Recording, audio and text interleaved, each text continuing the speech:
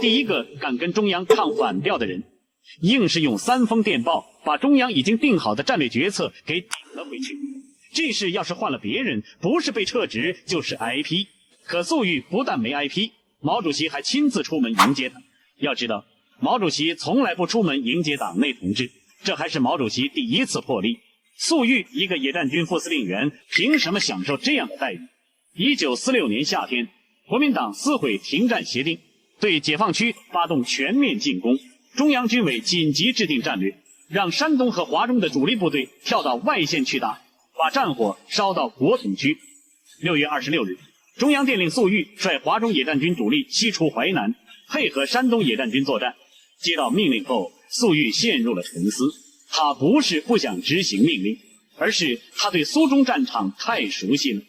此刻，國民黨10幾萬大軍正向蘇中撲來，如果主力西調，蘇中根據地怎麼辦？老百姓怎麼辦？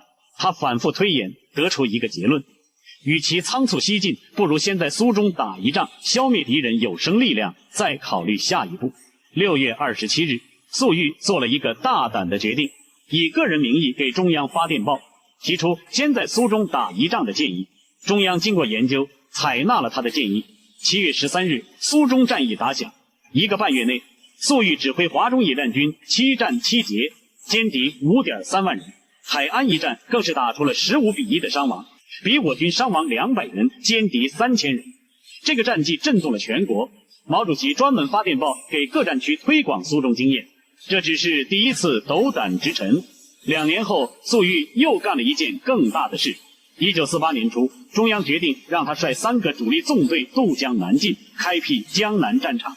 這是一個宏大的戰略構想，目的是把戰火引向講管區腹地，吸引敵軍主力回防，減輕中原戰場的壓力。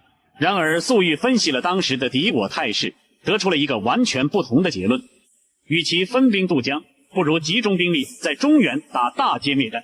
他認為，經過2年作戰，解放軍已經具備了在北方打大仗的能力，沒必要冒險渡江。1月22日，粟裕再次以個人名義發電中央，提出自己的戰略構想，建議在中原戰場上採取忽急忽分的戰法，集中兵力打大仗。電文最後，他寫了8個字：管見所及，斗膽直陳。這8個字背後，是他把個人前途完全押上的決心。毛主席收到電報後，在電報稿上逐句圈點後，特別指示周恩來、任弼時、陳毅等人傳閱。那麼，中央會聽取他的建議嗎？粟裕能改變已定的戰略嗎？點個關注，下集繼續為您揭曉。